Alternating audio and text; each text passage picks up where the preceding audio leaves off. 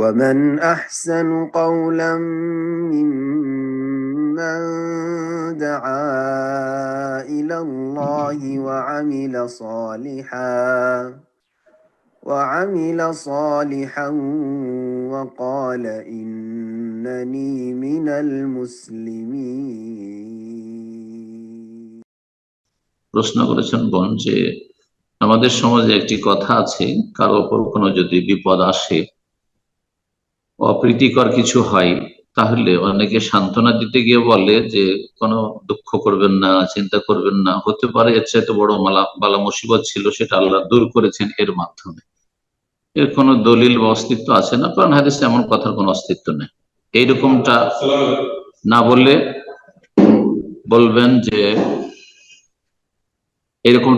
বলবেন যে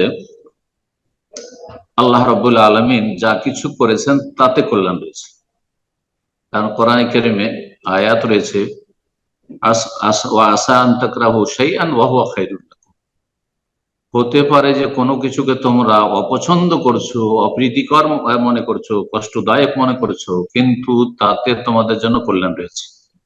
ওয়া আসা আন তুহিব্বু শাইআন, আর হতে পারে যে কোনো কিছুকে তোমরা পছন্দ করছো যে এটাই হোক, কিন্তু সেটা হলো না, হুয়া শাররুল লাকুম, যেটা চাইছিলে তাতে তোমাদের অনিষ্ট ছিল। আল্লাহু ইয়ালামু ওয়া আনতুম লা তা'লামুন, আল্লাহ বেশি জানেন, তোমরা জানো না। আর একটি আয়াতে আল্লাহ বলছেন ওয়া আসা আন তাকরাহু শাইআন, সেখানে স্বামী স্ত্রীর জীবনে বিচ্ছেদ ঘটছে, ধরেন তালাক হচ্ছে, খোলা হচ্ছে, অপ্রীতিকর অশান্তি হচ্ছে পারিবারিক।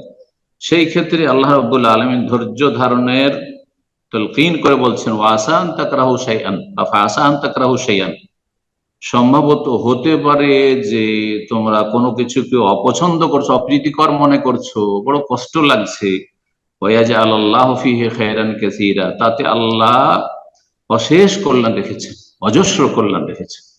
হতে পারে। তো যখন বিপদ আপদ আসবে তো এই কথাগুলি বলা উচিত, এগুলি কোরআন হাদিসের কথা, যে আপনার উপর যে বিপদ এসছে হতে পারে যে এতেই কল্যাণ আছে, আমরা জানি না।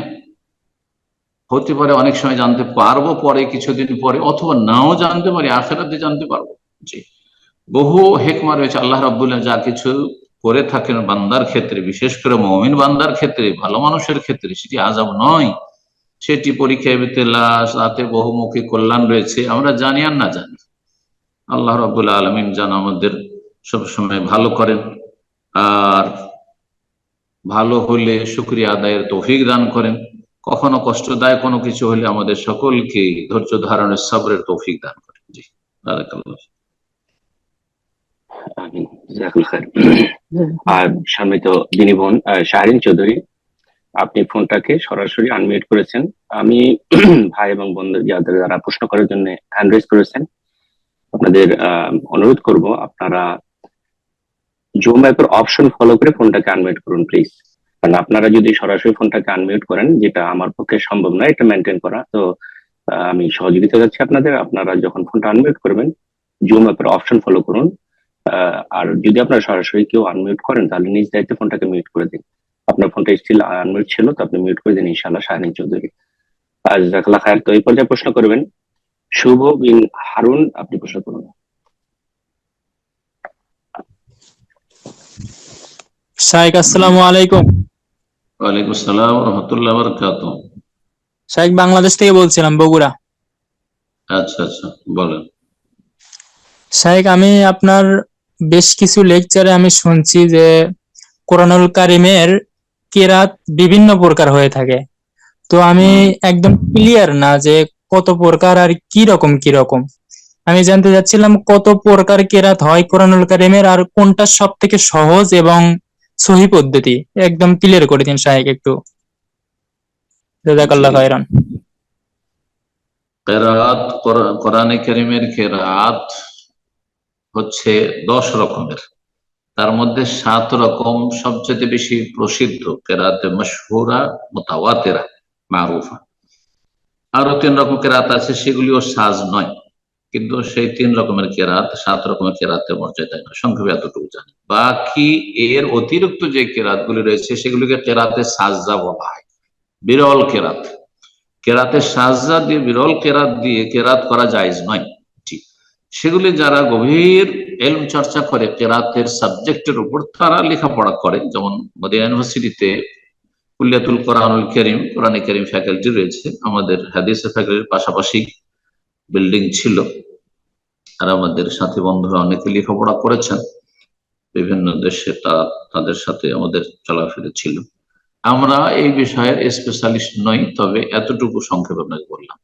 তারপরে যে বিষয়টি এখানে জানার, সেটা হচ্ছে এই 7 রকমের কেরাতের ভিতরে যে কোন কেরাতটি বেশি ভালো। 7 রকমের যে কোনোটা পড়তে পারেন, কিন্তু এতে একটি শর্ত হচ্ছে যে এক কেরাত থেকে আর এক কেরাতে আপনি লাফ দিয়ে যেতে পারবেন না, জাম্পিং করতে পারবেন না। যে শুরু করলেন কেরাত হাফস আন আসিম, আর তারপরে কেরাতে নাফেতে চলে গেলেন, কেরাত ইবনে কাসিরে চলে গেলেন, কেরাতুল কাসাইতে চলে গেলেন, অন্য কেরাতে চলে গেলেন, জিয়াতে চলে গেলেন, না চলবে না, এটা চলবে না। যে কেরাত পড়বেন সেটার পাবন্দি করতে হবে আপনাকে। অধিকাংশ মুসলিম বিশ্বে, আর বিশেষ করে এশিয়ায় আরব দেশগুলি এবং ভারত উপমহাদেশ, এসব দেশে হাফস আন আসিম আল কুফি, কুফার যে প্রখ্যাত কারি ছিলেন আসিম ইবনে আবি নজুদ, তার কেরাতটি হচ্ছে মশহুর কেরাত। জি। আর সবচেয়ে পছন্দনীয় কেরাত হচ্ছে কেরাতে নাফি আল মাদানী। জি। এছাড়াও অন্যান্য কেরাত রয়েছে, আফ্রিকায় অন্যান্য কেরাত রয়েছে, আফ্রিকা বিভিন্ন দেশে অন্য কেরাতগুলি রয়েছে। তো সেই দেশের ছেলেরা সেই কেরাতে পড়বে, বা সেই দেশের মানুষরা সেই কেরাত পড়বে, যে যেটা জানে।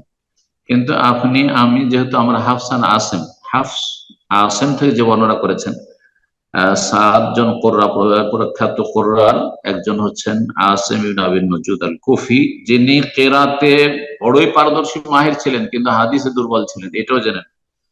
তাহলে হাদিসে দুর্বল এত বড় ইমাম কেরাতের, হাদিসে জয়ীফ তিনি, জি, দুর্বল।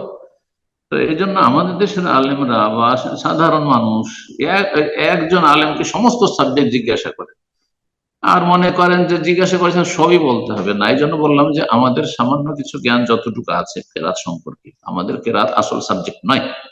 দেখেন স্কুল কলেজ ইউনিভার্সিটি কিন্তু বায়োলজির শিক্ষক আপনার কেমিস্ট্রি পড়াতে যাবেন না, অথবা সাহিত্য পড়াতে যাবেন না। কিন্তু আলেম সমাজ সম্পর্কে আমরাও ভুল করি, আর আমাদের জনগণ তো ভুল করি, এমনকি আলেমরাও ভুল করে। যে কোনো মশলা জিজ্ঞাসা করো, ওকে বলতে হবে। আর হাদিস সহিহ জয়ীফ কিচ্ছু জানা নেই, কিন্তু যেহেতু ফিকহ মাসলা কিছু জানে, হ্যাঁ, অথবা আরবি গ্রামার নাহু সারফে বেশ পারদর্শী, সেই ক্ষেত্রেও বলতে গিয়ে কি থেকে কি বলে ফেলে, আর নিজেও গুমরাহ, অন্যকে গুমরাহ করে। সুতরাং আপনারা যথাসাধ্য চেষ্টা করবেন যে যোগ্য ব্যক্তি থেকে যেই সাবজেক্ট সম্পর্কে জিজ্ঞাসা করছে, যোগ্য ব্যক্তিদের থেকে জানার চেষ্টা করবেন। আল্লাহ রাব্বুল আলামিন তৌফিক দান করুন। বারাকাল্লাহু ফিক। এ পর্যায়ে প্রশ্ন করবেন জসিম, আপনি প্রশ্ন করুন।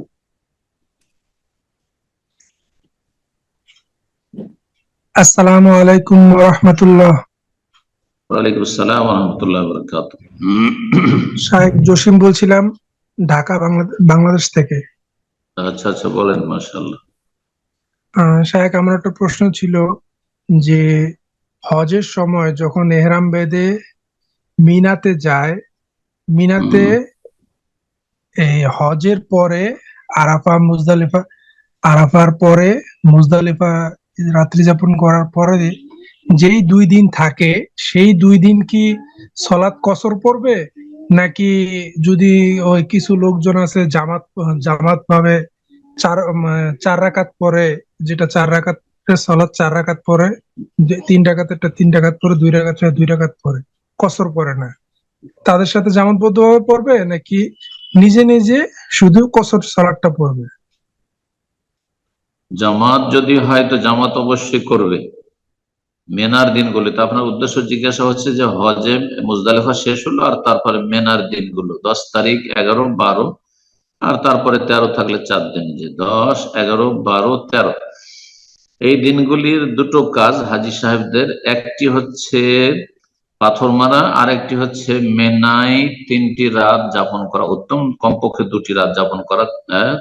11 তারিখ আর 12 তারিখ, মানে 10 তারিখের দিন গিয়ে রাত, আর 11 তারিখের দিন গিয়ে রাত, এই দুটো রাত আবশ্যক, ওয়াজিব আর হজের ওয়াজিবাত। আর যদি 13 তারিখ কেউ থাকে আর সেদিন রাত কাটায় তাও এটা আরো ভালো। তো এই সময়গুলি আইয়ামে মেনা, মেনার দিন আইয়ামে তাশরিকে কসর করবে না পুরো সালাত পড়বে, না কসর করাই সুন্নাত? হাজী সাহেবদের জন্য কসর করা সুন্নাত। যারা হজে ছিলেন, যদিও তো অফে ফাজা করা হয়ে গেছে, কিন্তু হজের কাজে তো আছেন এখনো, সুতরাং কসর করবেন। মেনায় কসর করেছেন রাসূলুল্লাহ সাল্লাল্লাহু আলাইহি ওয়াসাল্লাম আইয়ামে তাশরিকের দিনগুলিতে। এ কথা চলবে না যেমন হানাফিরা বলেছে যে আমাদের মক্কা আসা 15 দিন হয়ে গেছে। না না, ওইসব কথা ভুল কথা। এগুলো নবী সাল্লাল্লাহু আলাইহি ওয়াসাল্লামের সুন্নতের বিরোধিতার জন্য যুক্তিতে মুক্তি খোঁজা। যে নবী সাল্লাল্লাহু আলাইহি ওয়াসাল্লাম সমস্ত সাহাবায়ে কেরামকে নিয়ে যারা হজে ছিলেন, সে মক্কার হোক আশেপাশের হোক যেখানকারই হোক না কেন, সবাইকে নিয়ে পুরো কসর করেছেন, সবাইকে নিয়ে কসর করেছেন। কাউকে বলেননি যে তোমরা তোমাদের সালাত পুরা করে নাও হে মক্কাবাসী। পক্ষান্তরে মক্কা বিজয়ের বছর যখন এসেছিলেন, মক্কা বিজয় হলো, সালাত আদায় করলেন, মক্কার লোকেরাও জামাতে শরীক ছিল, তাদেরকে বলেছিলেন ইয়া আহলা মক্কাতা, হে মক্কার লোকেরা, যেহেতু তিনি এসছেন মক্কা বিজয়ের জন্য। তো বললেন যে আহলা মক্কাতা আতিম্মু সালাতাকুম, তোমরা তোমাদের সালাত সম্পূর্ণ করো, পুরা করো। ফাইন্না কওমুন সাফারুন, আমরা মুসাফির, কসর করে 2 রাকাত পড়ে সালাম ফিরে দিলাম বা দিব। তো হাজী সাহেবদের এখানে কসর করা সুন্নাত। কিন্তু জামাত করলে কি করবেন? হ্যাঁ, জামাত যিনি ইমাম তিনি মুকিম হইলে তো মুকিম, তাহলে তার পিছনে ইক্তেদা করতে হবে। কিন্তু তিনি সাধারণত মুকিম থাকেন না, মেনাতে মুসাফিরি থাকেন, তিনিও হাজী সাহেব থাকেন, সুতরাং তিনি কসর করেন, আপনারা কসর করেন। ওই রকমই যারা আছেন আপনারা সবাই কসর করবেন, আর জামাত সহকারে পড়তে হবে। যদি একাধিক মুসলিম থাকে তাহলে জামাত করে সালাত আদায় করবে।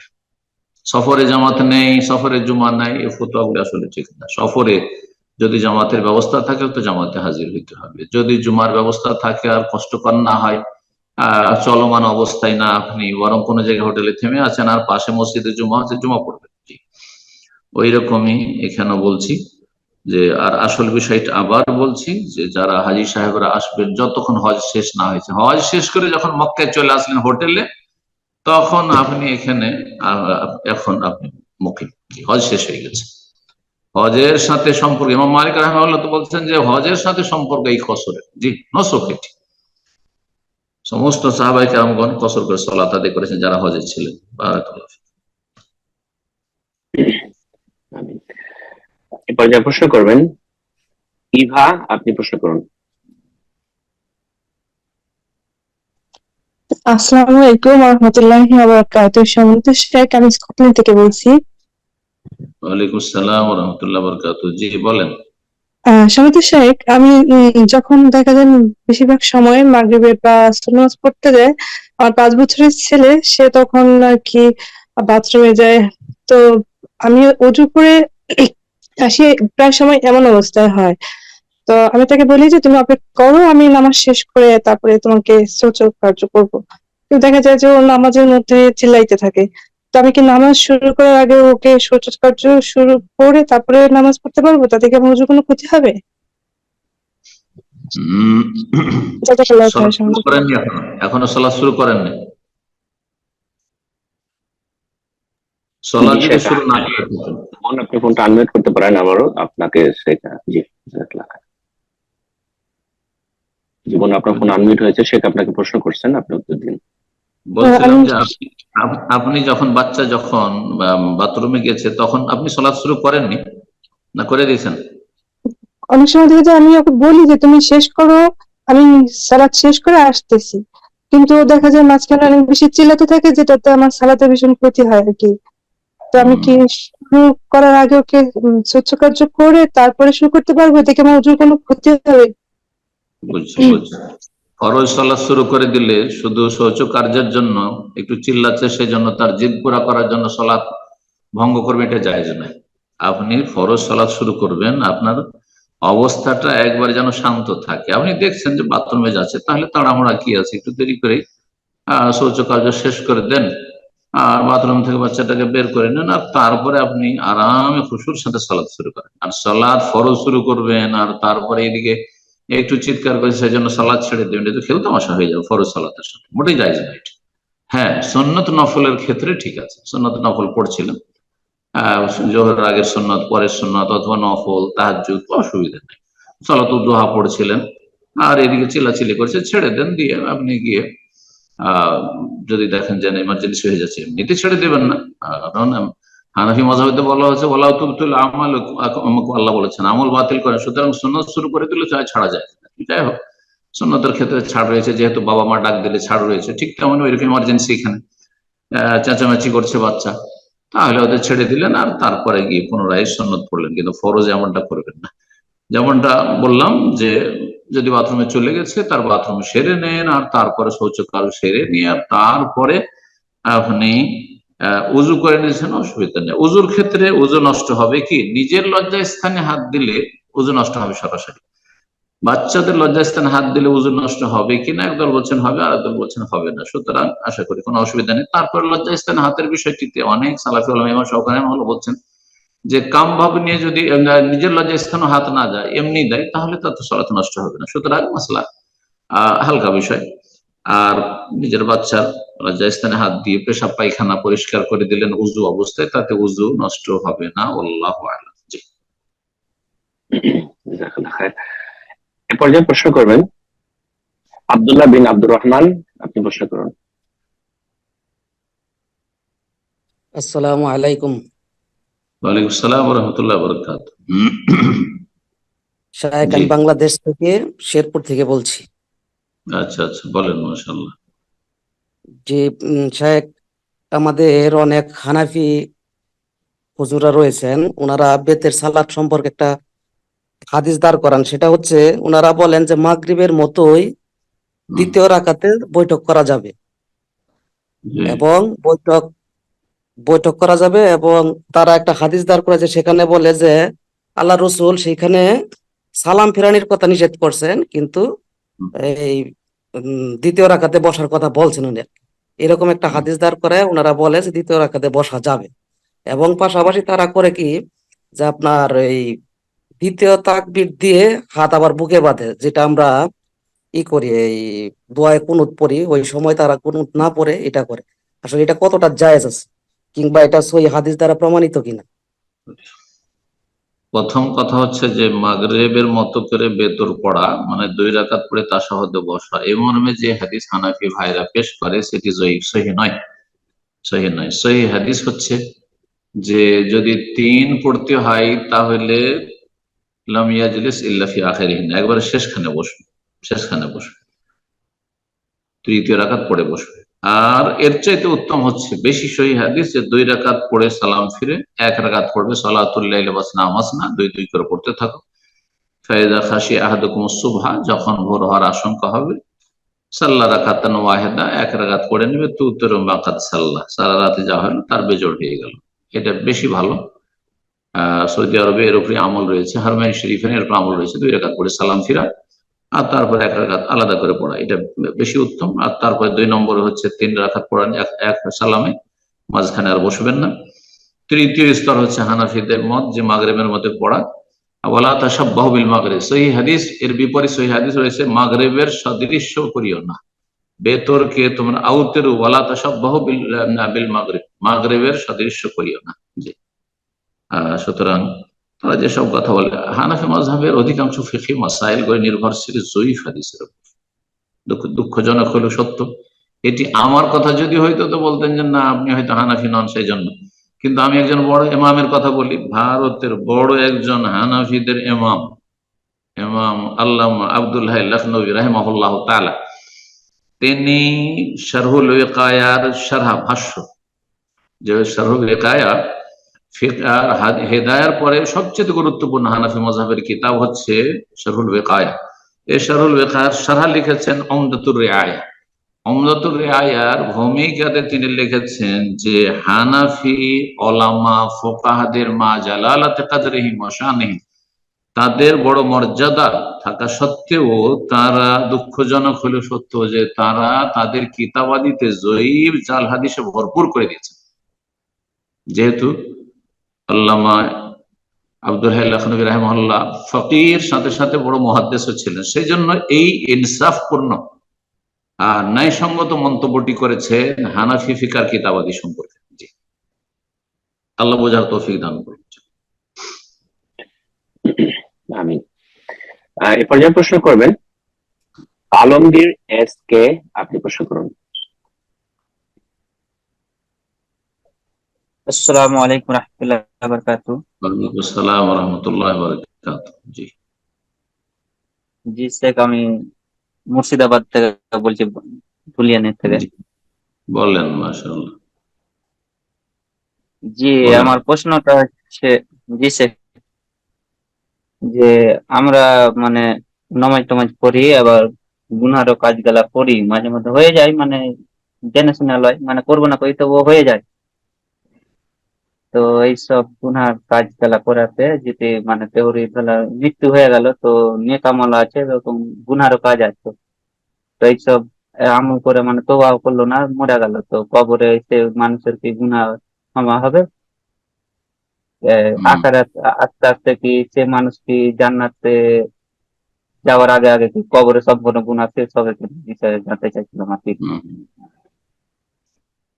গুরুত্বপূর্ণ প্রশ্ন। অধিকাংশ মানুষের অবস্থায় এরকম, যারা আমল করছেন, ফরজ ওয়াজিব আদায় করছেন, মোটামুটি হারাম নাজায়েজ থেকে, কাবিরা থেকে বেঁচে থাকছেন, তাদের অনেকেরই, বিশেষ করে আজকাল এই সোশ্যাল মিডিয়ার ফিতনার যুগে, ইন্টারনেটের ফ্যাসিলিটির ফিতনার যুগে, আল্লাহর বড় পরীক্ষা, নির্জনতার গুনাহ, খালওয়াত, খালওয়াতের ও নির্জনতার গুনাহ, এই গুনাহগুলি থেকে খুব কম লোকই, অল্প লোকই বেঁচে আছে। আল্লাহ যেন আমাদের হেফাজত করেন এবং বেঁচে থাকার তৌফিক দান করেন। যেমন সবার সামনে বাইরে আমরা আল্লাহকে ভয় করি এবং আমরা গুনাহ থেকে বাঁচি, তেমনি নির্জনেও আল্লাহ রাব্বুল আলামিন গুনাহ থেকে বেঁচে থাকার তৌফিক দান করেন। বলছেন যে আমরা অনেকে গুনাহ করি, এ কথা বলবেন না, বরং গুনাহ করবেন না ইচ্ছা করে, যথাসাধ্য সর্বাত্মক চেষ্টা করবেন। গুনাহ হয়ে যাচ্ছে, জি, শয়তানের ওয়াসওয়াসায়, কিন্তু গুনাহ করি এমন, এটা গুনাহকে যেন হালকা মনে করছেন না, গুনাহকে এত তুচ্ছ মনে করবে না। লা তাহকিরান্না সাগীরাতান, কাবীরা তো দূরের কথা, ছোট গুনাহকেও তোমরা তুচ্ছ মনে করিও না, হালকা মনে করিও না। ইন্নাল জিবালা মিনাল হাসা, কবি বলছেন যে বড় বড় পাহাড় পর্বতমালা কিন্তু ছোট ছোট অনেকগুলি খঙ্করের সমষ্টি। ছোট ছোট ছোট ছোট গুনাহ হয়তো হয়তো পাহাড় সমান গুনাহ হয়ে যাবে। আল্লাহ মাফ করুন, আল্লাহ রাব্বুল সংশোধনের তৌফিক দান করুন। এই ক্ষেত্রে একটি পরামর্শ দেব, গুনাহ হয়ে যাচ্ছে, বেশি বেশি তওবা করো। তওবা লাজিমুল ইস্তিগফার, সব সময় আপনি প্রতি আপনার কয়েক মিনিটে আস্তাগফিরুল্লাহ ওয়া আতুবু ইলাইহি, আস্তাগফিরুল্লাহ ওয়া আতুবু ইলাইহি, কথায় কথায় 5 মিনিট 10 মিনিট হইলে আস্তাগফিরুল্লাহ ওয়া আতুবু ইলাইহি অভ্যাস করে নেন।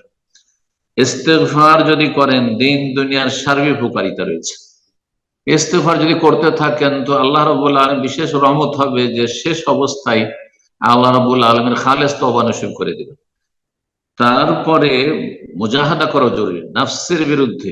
মন চলে যাচ্ছে ওইদিকে, শয়তান নিয়ে যাচ্ছে, তো শয়তানের বিরুদ্ধে জিহাদ করতে হবে। নাফসের বিরুদ্ধে যে কুপ্রবৃত্তি রয়েছে, কুপ্রবৃত্তির বিরুদ্ধে আমাদেরকে মুজাহাদা, সর্বাত্মক জিহাদ করতে হবে। এইগুলো আসল জিহাদ। তো যে জিহাদ করাতে কোনো বাধা নেই।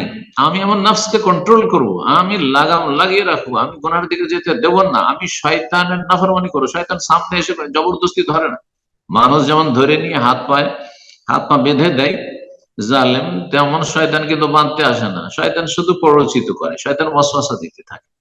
সুতরাং শয়তানের নাফরমানি করুন, আল্লাহর আনুগত্য করুন, শয়তানের বিরুদ্ধে লড়াই করুন, নাফসে আম্মারার বিরুদ্ধে লড়াই করুন। আল্লাহ তৌফিক দান করুন। আর এইরকম অবস্থায় যদি কেউ চলে যায়, গুনাহ হচ্ছে, নেকি হচ্ছে, ফরজ ওয়াজিব ঠিক আছে মাশাআল্লাহ, কিন্তু কিছু গুনাহ আছে, তাদের ক্ষেত্রে আল্লাহ কোরআনে বলেছেন কি হবে। ওয়াখারুন, আল্লাহ বলছেন এক শ্রেণীর লোক আছে, কিছু লোক, খালাতু আমালান সালিহান ওয়া আখারা সাইয়্যান, তারা আমালে সালেহ নেক আমল করেছে, ওয়া আখারা সাইয়্যান, আর কিছু গুনাহও করেছে। এই নিয়ে আল্লাহর সামনে হাজির হয়েছে, আমলনামাতে গুনাহ আছে, নেকিও আছে। তাদের ক্ষেত্রে আল্লাহ বলছেন আসাল্লাহু আইয়াতুবা আলাইহিম, আশা করা যায় যে আল্লাহ তাদের তওবা কবুল করবেন, তাদেরকে ক্ষমা করে দিবেন। সুবহানাল্লাহ। আসাল্লাহু আইয়াতুবা আলাইহিম ইন্না রাহমাতি সাবাকাত আলা গাযাবি, আল্লাহ বলছেন হাদিসে কুদসিতে, আমার রহমত আমার ক্রোধের ওপর, রাগের ওপর প্রাধান্য পেয়েছে। সুতরাং একদিকে গুনাহ রয়েছে, আরেকদিকে নেকি রয়েছে, তো নেকির পাল্লাকে আল্লাহ ভারী করে দিবেন। সুতরাং আল্লাহ তওবা কবুল করবেন, ক্ষমা করে দেবেন। তবে দুনিয়াতে যারা গুনাহ করে আর গুনার পরিমাণ এরকম বাড়তে থাকে, তাদের দুনিয়াতে কিছু ধাক্কা দিয়ে গুনাহ আল্লাহ মাফ করান। মাঝে মাঝে ধাক্কা খেলো, ক্ষয়ক্ষতি, আর্থিক ক্ষতি হলো, শারীরিক ক্ষয়ক্ষতি হলো, পারিবারিক ক্ষয়ক্ষতি হলো, আর মানসিক অশান্তি হলো, পারিবারিক অশান্তি হলো, এইসব করে আল্লাহ রাব্বুল কাফফারা করে দেন। এখানে হইলো না, হয়তো আল্লাহ ছাড় দিলেন, কিন্তু ছেড়ে দিলেন না, তো কবরে আযাব হয়ে কাফারা হয়ে যাবে, কবরে আযাব হয়ে যাবে। আর আল্লাহ যদি রহম করেন যে অল্প স্বল্প গুনাহ আছে, চলো একে মাফ করে দিই, আল্লাহ রহমত প্রাধান্য পেল, আল্লাহ বিনা শাস্তি দিয়ে মাফ করে দিতে পারে। আর তারপরে কবরের জীবনের, কবরের শাস্তির পরেও যদি কারো গুনাহ থেকে যায়, তো হাসর মাঠে নবী সাল্লাল্লাহু আলাইহি ওয়াসাল্লামের শাফাআত রয়েছে।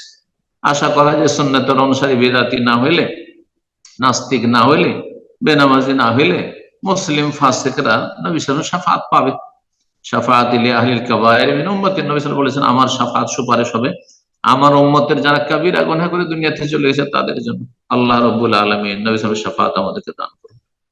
তার আগে আমাদের জীবনে পুরোপুরি সংশোধনী আসার তৌফিক দান করুন, সবসময় তওবা নবায়নের আল্লাহ তৌফিক দান করুন। বারাকাল্লাহু ফিক। প্রশ্ন করবেন নিজামুদ্দিন খান, আপনি প্রশ্ন করুন।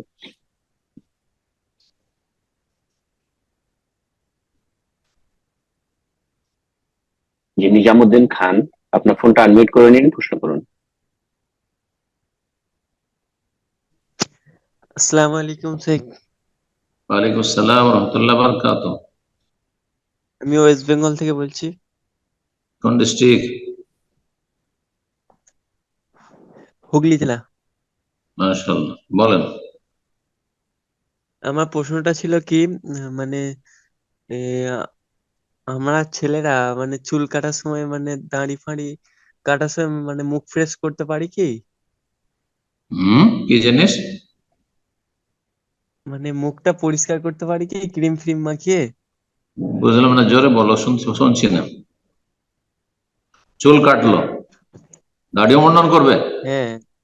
দাড়ি মুন্ডন না হারাম। না, দাড়ি শেভ করে মানে মুখ ফ্রেশ করে মানে ক্রিম মাখিয়ে। না, ক্রিম দিয়ে মুখ ফ্রেশ করো, কিন্তু দাড়ি মুন্ডন হারাম। দাড়ি রেখে ফ্রেশ করো, সমস্যা নেই, ক্রিম লাগে, কোনো অসুবিধা নেই। জি,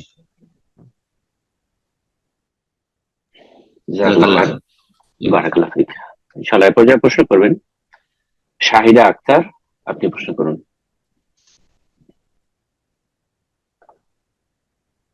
আসসালামু আলাইকুম ওয়া রাহমাতুল্লাহি ওয়া বারাকাতুহু। সম্মানিত শেখ, আমি লন্ডন থেকে বলছি। আমার একটা কোশ্চেন ছিল যে আমি শুনছি আমাদের নবী হযরত মুহাম্মদ সাল্লাল্লাহু আলাইহি ওয়াসাল্লাম ফজরের 2 রাকাত সুন্নাত আর মাগরিবের 2 রাকাত সুন্নাত উনি সূরা আল কাফিরুন এন্ড সূরা ইখলাস দিয়ে পড়তেন। তারপর থেকে আমিও পড়ি। আমি কি এটা সব সময় পড়তে পারবো নাকি আমাকে অন্য সূরা দিয়ে পড়তে হবে? ফজরের সুন্নাত সূরা কাফিরুন প্রথম রাকাতে, সূরা ফাতিহার পরে দ্বিতীয় রাকাত সূরা ইখলাস, এটি হচ্ছে সুন্নাত নবী সাল্লাল্লাহু আলাইহি ওয়াসাল্লামের। এটা দিয়ে সবসময় পড়তে পারেন, কোনো অসুবিধা নেই, সবসময় পড়তে পারেন, কিন্তু সেটাকে ওয়াজিব মনে করবেন না। সুন্নাত সুন্নাত আপন জায়গায়। যদি কাউকে শিক্ষা দেওয়ার প্রয়োজন হয় যে আমি যদি কন্টিনিউ পড়ি, সাধারণত এটা তো শুনতে পাই না কেউ, তবে যাদেরকে শিক্ষা দিবেন, ছেলে মেয়েদেরকে আপনি সালাতের তালিম শিক্ষা দিবেন, তাদেরকে এটাও জানিয়ে দিন এটি সুন্নাত।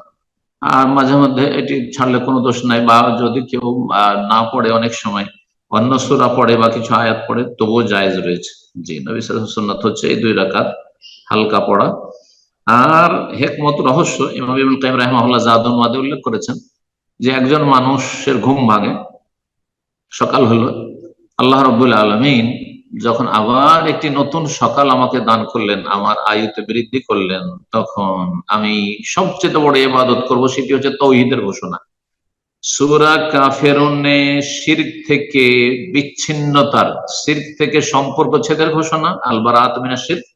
আর সূরা ইখলাসে তাওহীদের এলানুত তাওহীদ, কুল হুয়াল্লাহু আহাদ আল্লাহুস সামাদ লাম ইয়ালিদ ওয়া লাম ইউলাদ ওয়া লাম ইয়াকুল লাহু কুফুয়ান। এই রহস্যের কারণে প্রথম সবচেয়ে গুরুত্বপূর্ণ ইবাদত, যেটি হচ্ছে মানব জীবনে জান্নাতে যাওয়ার গুরুত্বপূর্ণ চাবি, এছাড়া জান্নাতে যাওয়া যাবে, সেটি হচ্ছে তাওহীদ। আর তাওহীদের সংরক্ষণ যদি করতে হয়, তাহলে পুরোপুরি শিরককে বর্জন করতে হবে, শিরক এবং মুশরিক থেকে সম্পর্ক ছেদ করতে হবে। লা আবুদু মা তা'বুদুন ওয়া লা আনতুম আবিদুনা মা আ'বুদ। ওয়ালা না'বুদু মা আবাদতুম, হ্যাঁ, ওয়ালা আনতুম আবিদুনা মা আবুদু লাকুম দীনুকুম ওয়ালিয়া দীন, তোমরা তোমাদের ধর্ম নিয়ে থাকো, কিন্তু আমি তোমাদের ধর্মের সাথে ধর্মীয় ক্ষেত্রে কোনো সমঝোতা নেই, দুনিয়ার ক্ষেত্রে ছাড় দিতে পারে। জি। তো শিরক এবং মুশরিক থেকে সম্পর্ক ছেদের ঘোষণা। জি। আর তাওহীদ প্রতিষ্ঠা, এই রহস্যের কারণে এটি হচ্ছে আপনার যেন গুরুত্বপূর্ণ একটি ইবাদত, যা দিয়ে আপনি দিন শুরু করছেন। জাযাকাল্লাহ খায়ের। এ পর্যায়ে প্রশ্ন করবেন বাকিল বিল্লাহ, আপনি প্রশ্ন করুন।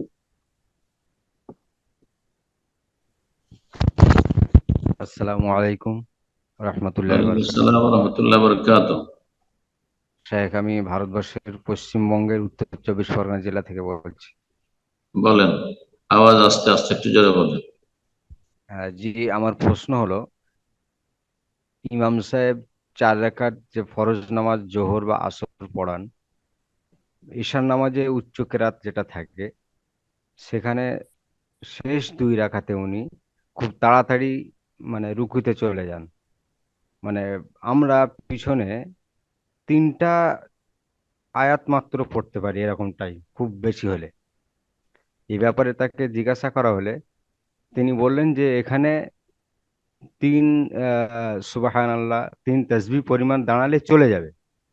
আমরা তাকে জিজ্ঞাসা করি যে আপনি এটা কোথায় পেলেন? উনি আমাদের আশেপাশের, আমি মাদ্রাসার নাম উল্লেখ করছি না, বড় খারিজি মাদ্রাসার মুফতি সাহেবকে ফোন লাগালেন। মুফতি সাহেব বললেন নামাজ হয়ে যাবে। তারপরে তিনি আমাদেরকে কুদুরি একটা পৃষ্ঠা, তাতে একটা ফতোয়া দেখালেন যে নামাজ চলে যাবে। আর একজন বিখ্যাত শায়েখ আমাদের জেলার, আমি নাম বলছি না, তানার লিখিত একটা বই থেকেও দেখালেন। তো এমত অবস্থায় আমি তাকে বললাম যে লা সলাতা লিমান লাম ইয়াকরা বিফাতিহাতিল কিতাব। তখন মুফতি সাহেব আমাকে বললেন যে এখানে যে সূরা ফাতিহা পড়তে হবে, প্রত্যেক রাকাতে পড়তে হবে, এটা তো বলা নেই। এই মর্মে আপনার কাছে সমাধান চাইছি। আর ইমাম বলার পরেও উনি যে কন্টিনিউ করে যাচ্ছেন, ওনার পিছনে নামাজটা কতদূর সহি হতে পারে? আপনার ইমাম সাহেব হচ্ছেন হানাফি মযহাবের অনুসারী, মুকাল্লিদ। জি। আর হানাফি মযহাবে তো মুক্তাদির আসলে সূরা ফাতিহাই নেই, বরং সূরা ফাতিহা তার কাছে নিষেধ। সে তো একটু ডিসকাউন্ট দিয়েছে আপনাকে, একটু ছাড় দিয়েছে। না, হানাফি মযহাবের মূল ফতোয়া হচ্ছে যে মুক্তাদির জন্য সূরা ফাতিহা পড়া নিষিদ্ধ। নিষিদ্ধ মানে গুনার কাজ তাদের কাছে, কথা বোঝা গেছে? তো যার ফলে তারা আসলে হাদিস, বহু হাদিসের বিরোধী ফতোয়া হানাফি মযহাবে রয়েছে, বিশেষ করে সালাত নামাজের ক্ষেত্রে যে এত ভুল ভ্রান্তি রয়েছে, সেই ফতোয়ার বিরোধী সালাতের যে হুকুম আহকাম তাদের। তো তার একটি হচ্ছে এটি। তো কুদরির কথা বলেন, কুদরির কোন কোরআন হাদিস নাই, এটি হচ্ছে ফিকহের কিতাব, মানুষের মতামত। তাতে কিছু মাসলা সহি আছে, অনেক মাসলাই ভুল আছে, অনেক মাসলাই হাদিস বিরোধী, কথা বোঝা গেছে? আর তাদের দৌড় হচ্ছে কাল আল্লাহ, কাল আল্লাহ বলেছে, রসুল বলেছেন নয়, তাদের দৌড় হচ্ছে তাদের ইমাম সাহেবের নামে যা কিছু মযহাবে আছে। ইমাম সাহেব থেকেও প্রমাণ করতে পারবেন না এসব মাসাইল, কিন্তু ইমামের নামে যা কিছু চলছে সেটাই হচ্ছে তাদের মযহাব, প্রচলিত হানাফি মযহাব। আল্লাহ রাব্বুল আলামিন সঠিক বুঝদান করুন। এখন এই রকম করছে, ইমামের পিছনে সূরা ফাতিহা আসল হচ্ছে যে পড়তে হবে, প্রত্যেকের জন্য সূরা ফাতিহা পড়া ফরজ, একাকী হোক, ইমাম হোক আর মুক্তাদি হোক, সবার জন্য সূরা ফাতিহা পড়া ফরজ, প্রত্যেক রাকাতে ফরজ, এটি হচ্ছে সঠিক মত। কিন্তু ইমামের পিছনে যদি টাইম না পান, তাহলে আশা করি সালাত হয়ে যাবে, যদি অন্য কোনো বিকল্প মসজিদে না থাকে। বিকল্প মসজিদ আছে, আহলে হাদিস মসজিদ আছে, অথবা যেখানে সূরা ফাতিহা, হানাফি মসজিদে আছে ধরেন দেওবন্দি, কিন্তু তাদের অন্য ইমামের পিছনে আপনি সূরা ফাতিহা পড়তে পারছেন, তাহলে এর পিছনে ইক্তেদা করবেন না, আপনি অন্য মসজিদে চলে যাবেন। নিরুপায় না হলে তাদের ইক্তেদা করবেন না। জি। তসবিহ পড়ে নামাজ হবে কার? যেই ব্যক্তি নিউ মুসলিম, কিছুই জানে না, অথবা এমন মুসলিম, নামে মাত্র মুসলিম, বাপ মা কিছুই শিখায়নি ইসলামের, সে সালাত শুরু করেছে, এখনো সূরা ফাতিহা মুখস্থ হয়নি, তার সুবহানাল্লাহ, আলহামদুলিল্লাহ, সুবহানাল্লাহ, সুবহানাল্লাহ, সুবহানাল্লাহ করলেই সালাত হয়ে যাবে। জি। জাযাকাল্লাহ খায়ের।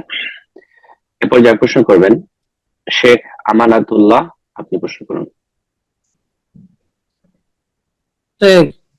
আসসালামু আলাইকুম। ওয়ালাইকুম আসসালাম ওয়া রাহমাতুল্লাহি ওয়া বারাকাতুহু। জি। ভালো আছেন? বলেন আমি কোথা থেকে? আমি তো আল খবর থেকেই বলছি, সেদিনকে দেখা হলো আপনার সাথে গত হইতে। কি নামটা বললেন?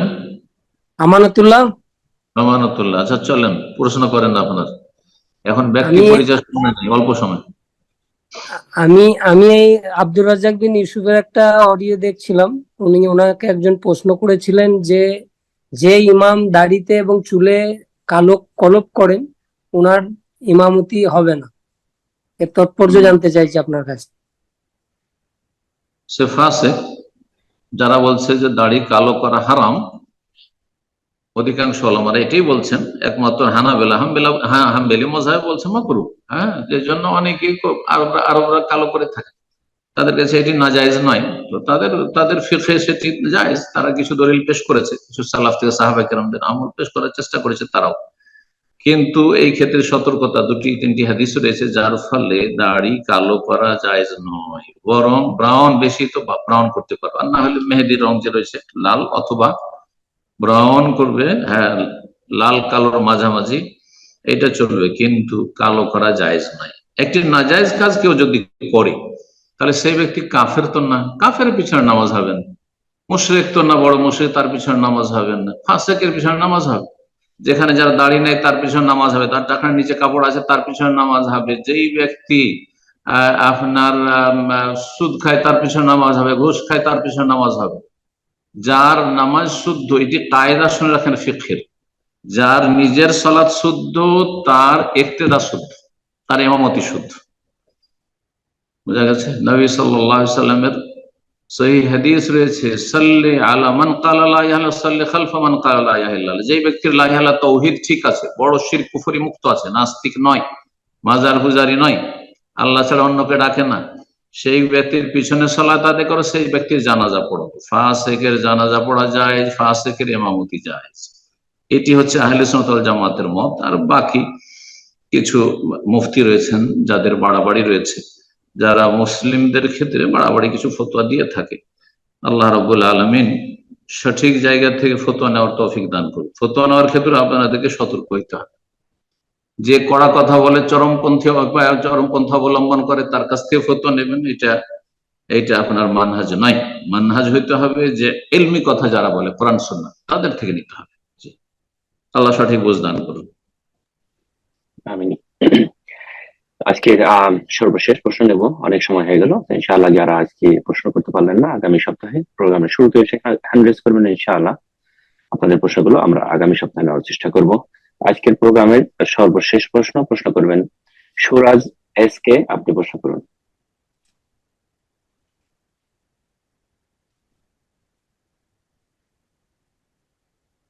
জি, সুরাজ এস কে, আপনার ফোনটা আনমিউট করে নিন, প্রশ্ন করুন।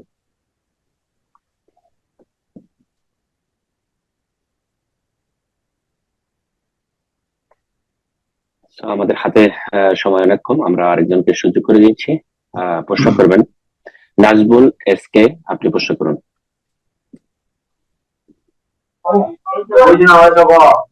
আসসালামু আলাইকুম ওয়া রাহমাতুল্লাহ। ওয়ালাইকুম আসসালাম ওয়া রাহমাতুল্লাহি ওয়া বারাকাতুহু। জি সাহেব, আমি পশ্চিমবঙ্গের নদিয়া থেকে বলছি। এত হইচই কেন আপনার? সাউন্ডটা ঠিক করেন, শোনা যাচ্ছে না, ঠিক করে। আপনার আশেপাশে হইচই সব শোনা যাচ্ছে। ঠিক আছে, আমি কারখানার মধ্যে আছি তো একটু বার হয়ে যাই। জি সাহেব, আমি নদিয়া থেকে বলছি। একরাম ভাই গাইড করে, মনে হয় ওনার এটা সমস্যা আছে।